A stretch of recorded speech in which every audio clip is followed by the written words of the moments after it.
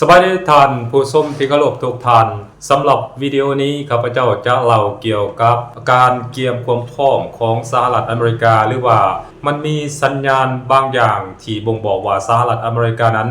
กำลังจะยกระดับความรุนแรงของสงครามหรือว่าการเผชิญหน้ากันระหว่างสหรัฐอเมริกากับอิหร่านนั่นเองท่านผู้ชมซึ่งในระยะหลังๆมานี้สหรัฐอเมริกานั้นก็ได้ส่งทางกำลังพลอาวุธยุทโธปกรณ์ต่างๆนั้นไปยังภูมิภาคตะวันออกกลางถี่ขึ้นและก็หลายขึ้นท่านผู้ชม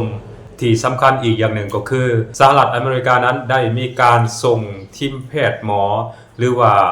ทีมผู้ที่จะดูแลคนที่บาดเจ็บล้มตายอีกอย่างต่างๆนี้ไปยังภูมิภาคตะวันออกกลางโดยเฉพาะไปยังฐานทัพประเทศเยอรมันซึ่งเป็นประเทศหนึ่งที่ตั้งอยู่ในสหภาพยุโรป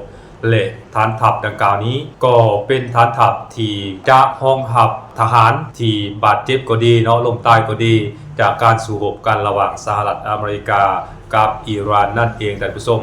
และคงจะบ่มีหยังเป็นอื่นไกลไปได้ท่านผู้ชมนอกเสียจากว่าสิ่งดังกล่าวนี้หรือว่าการเตรียมการดังกล่าวนี้อเมริกานั้นกำลังเตรียมการยกระดับเหตุสงครามกับประเทศอิหร่านการเตรียมการในลักษณะแบบนี้นั้นบ่มีประเทศใดจะเตรียมการเพื่อจัดงานเลี้ยงหรือว่าเหตุสิ่งใดสิ่งหนึ่งหรือว่าประกาศยุติสงครามอันนั้นคือบ่แม่นอย่างแน่นอนท่านผู้ชมการเตรียมการส่งหรือว่าการลำเลียงอาวุธยุทโธปกรณ์ต่างๆไปยังภูมิภาคตะวันออกกลางและก็การจัดหาทีมแพทย์หมอหลายกว่า150คนไปยังฐานทัพของประเทศเยอรมนีเพื่อไว้บริการหรือว่าเพื่อรองรับทหารที่บาดเจ็บที่ส่งมาจากแนวหน้าไปปิ่นปัวอยู่ในฐานทัพดังกล่าวนี้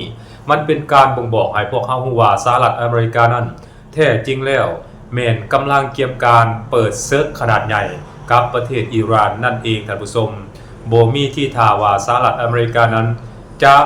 ผ่อนเผาหรือว่าทุเลาเบาบางในการเหตุสงครามระหว่างสหรัฐอเมริกากับอิหร่านแต่อย่างใดท่านผู้ชมอันนั้นคือสิ่งที่ข้าพเจ้าคาดว่ามันน่าจะเกิดขึ้นในระยะอันไกลนี้ซึ่งในเมื่อก่อนนั้นมีหลายๆคนก็บอกว่าสหรัฐอเมริกานั้นพยายามเป็นตัวสวยหรือว่าพยายามคอยหนุนหลังอิสราเอลเหตุสงครามกับประเทศอิหร่านเพราะว่าในเบื้องต้นนั้นการยิงถล่มกันไปมาหรือว่าการเปิดศึกนักใส่กันระหว่างสหรัฐอเมริกาอิสราเอลกับอิหร่านนั้นแม้นอิสราเอลกับอิหร่านหลายกว่าที่เปิดศึกถล่มใส่กันและฝั่งของอิหร่านเองก็ได้เปิดศึกถล่มเข้ามายังดินแดนของอิสราเอลโดยเฉพาะแม้นอยู่ที่กรุงเยรูซาเล็มและก็กรุงเทลอาวิฟนั้นต่างก็หากคาบและก็เสียหายนักหน่วงหากเป็นหน้ากองไปตามๆกันท่านผู้ชมอันนั้นคือในยกที่2ที่เกิดการโจมตีกันไปมาระหว่างสหรัฐอเมริกาอิสราเอลกับอิหร่านนั่นเองท่านผู้ชมหมายความว่าในเบื้องต้นนั้นสหรัฐอเมริกาเป็นเพียงผู้ช่วยหรือว่าเป็นเพียงการให้การสนับสนุนทางด้านเงินทุนและก็อาวุธยุทโธปกรณ์ต่างๆให้กับอิสราเอลต่อสู้กับประเทศอิหร่านบ่แม่นอเมริกานั้นเข้าไปเหตุสงครามกับประเทศอิหร่านโดยตรงหรือว่าง่ายๆอีกอย่างหนึ่งก็คือเป็นคู่ขัดแย้งโดยกงระหว่างสหรัฐอเมริกากับอิหร่านอันนั้นคือบ่แม่นในเบื้องต้นแต่ว่าไปมาหลังจากสงครามยืดเยื้อดนเข้ามาเนาะกับเว้าได้ว่าสหรัฐอเมริกานั้นกลายเป็นคู่ขัดแย้งโดยกงกับประเทศอิหร่านไปเป็นที่เรียบร้อยแล้วท่านผู้ชมปัจจุบันนี้อเมริกานั้นติดลมสงครามหรือว่าติดอยู่ในสงครามของประเทศอิหร่านนั้นหลายแล้วท่านผู้ชมและก็มีการคาดการณ์กันว่าอเมริกาใช้จ่ายเงินจำนวนมหาศาลเข้าไปในการเหตุสงครามกับประเทศอิหร่านนั้นประมาณอยู่ 27,000 หรือว่าเกือบ 30,000 ล้านดอลลาร์สหรัฐไปเป็นที่เรียบร้อยแล้วนั้นยังบ่ได้นับเงินที่เอาไปซ่อมแซมบรรดาฐานทัพต่างๆอยู่ในภูมิภาคตะวันออกกลางที่ถูกอิหร่านถล่มเสียหายหนักหน่วงไปตามๆกันและก็ยังบ่ได้รวมบรรดาอาวุธยุทโธปกรณ์ต่างๆโดยเฉพาะแม่นเครื่องบินสู้รบฐานบัญชาการอีกอย่างต่างๆที่ถูกประเทศอิหร่านทำลายเสียหายหนักหน่วงนั้นอันนี้ยังบ่ได้รวมได้ท่านผู้ชมรวมซัพพอร์ตคิดรายซัพพอร์ตตั้งแต่เงินที่ใช้จ่ายเข้าไปในการลำเลียงกำลังพลและก็อาวุธยุทโธปกรณ์ที่ขนไป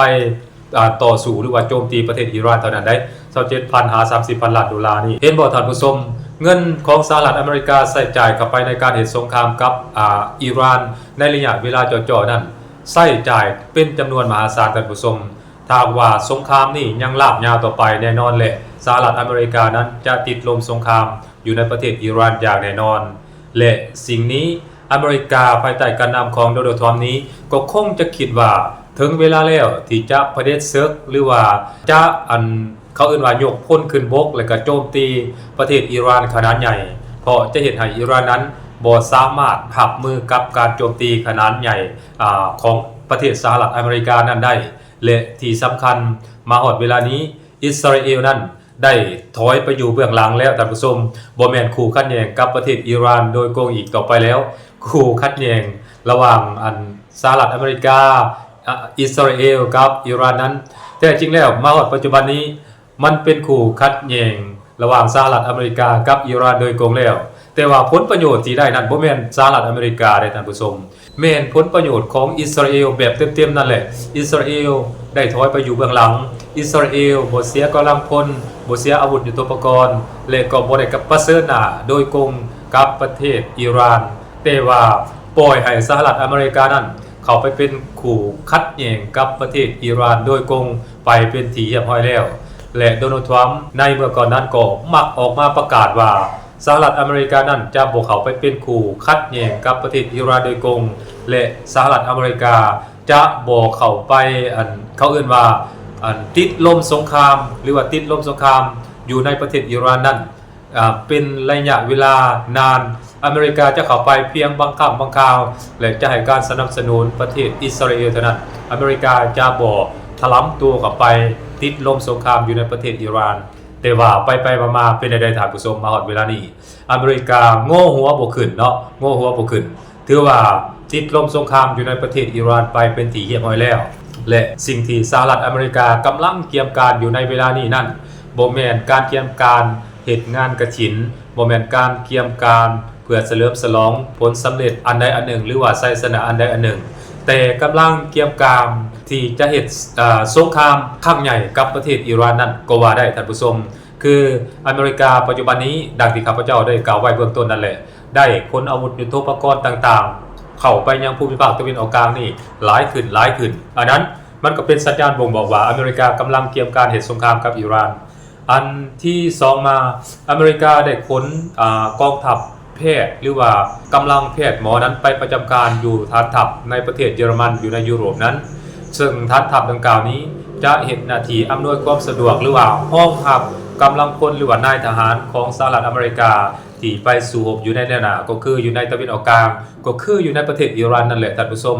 ถ้าหากว่าเกิดมีการเจ็บเป็นเอ็นอุ่นล้มตายลงมาจากแนวหน้านั้นอเมริกาก็จะขนทหารเหล่านั้นมารักษาตัวอยู่ที่เยอรมันก่อนที่จะส่งกลับไปรักษาตัวอยู่ที่อเมริกานั่นเองหรืออาจจะมีความเป็นไปได้สูงว่ามาฮอดเวลานี้การต่อสู้กันที่ดำเนินมาเป็นเวลา10กว่าวันแล้วท่านผู้ชมที่มีการต่อสู้กันไปมาระหว่างสหรัฐอเมริกากับอิหร่านในรอบที่3นี้มันก็มีความเป็นไปได้สูงว่าการต่อสู้กันในรอบนี้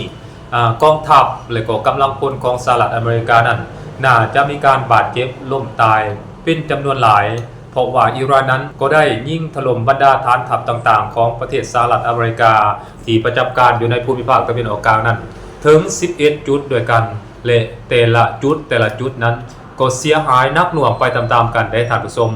มีบางกรณีก็มีการรายงานออกมาว่ามีการเสียชีวิตของนายทหารตอนนั้นตอนนี้คนแต่ว่าหลายๆฝ่ายก็บ่เชื่อตัวเลขที่สหรัฐอเมริการายงานออกมานะว่ามันมีแต่เท่านั้นแต่แท้จริงแล้วตัวเลขที่ถูกปกปิดและยังบ่ทันได้รับการรายงานอยู่นั้นมันน่าจะสูงกว่านี้ท่านผู้ชม